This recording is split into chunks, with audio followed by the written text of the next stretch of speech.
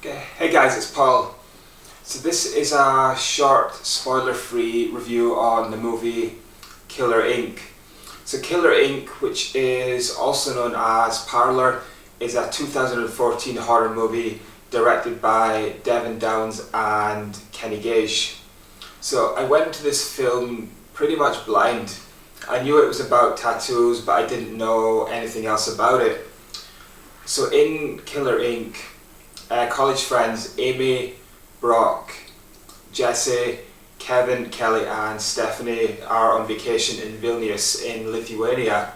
One night they end up at a mansion party. So when Amy goes off the beaten track and explores the mansion, she finds some interesting portraits. Later on in the night, a very forward tattoo artist approaches Brock. They spend a little time together and then she invites Brock back to her parlour at about 2 or 3 in the morning. Amy also decides to join them and get a tattoo to commemorate her trip to Lithuania. When they arrive in the tattoo parlour, they realise that it has somewhat sinister intentions and Amy and Brock find themselves in over their head. The next morning, the rest of the group start to look for Amy and Brock because they realise they didn't come home last night. But Jesse leaves the group after he's berated by the other guys for assaulting a member of a street gang. So while Stephanie, Kevin and Kelly continue the hunt for Amy and Brock, Jesse goes to a strip club. But for each of the characters, all roads do lead back to a gore fest at the tattoo parlour. So the positives of Killer Inc. So the first positive is I love tattoos, that's why I decided to watch the movie. I think the main tattoo artist was quite a strong character. I did like him. When you watch the film all the way through, you realise that the actual concept, the idea of the film was quite good. There's definitely like an abundance of gore and violence if that's the kind of thing you like. And the film did have a similar vibe to Hostel. You had your torture porn and you had your Eastern European location. We also had a bit of a twist at the end of the film with both Jesse and Amy, but it is possible that twist came a little too late in the day. So now for the negatives.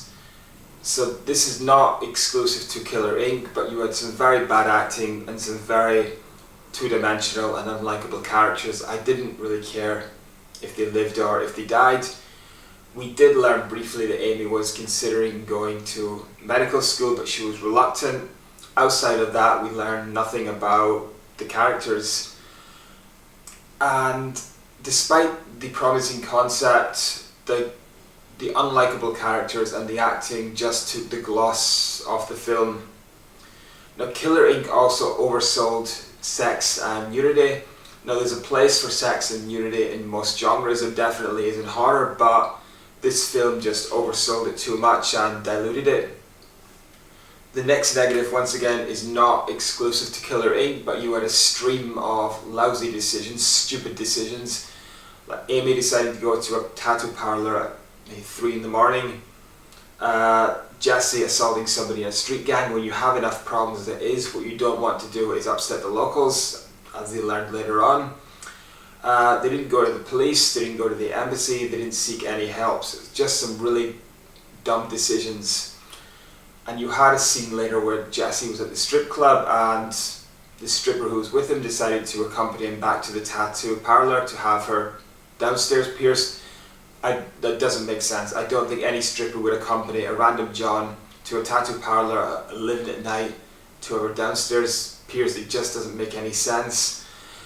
I don't think the film was made that well. I think there's a lot of panning shots that looked like they were just trying to pad the runtime. It wasn't badly made, it was just it definitely could have been better.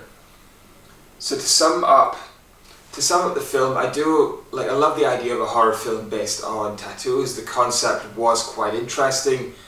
I just don't think they pulled it off. I don't think they pulled it off altogether. It definitely grabbed at the coattails of Hostel a little too much, and Your really bad acting and your two-dimensional characters did not help the cause at all. I would give Killer Rig a 6 out of 10 for delivering like a standard slasher without really breaking any new ground. So guys, thank you so much for listening, and I will see you next time.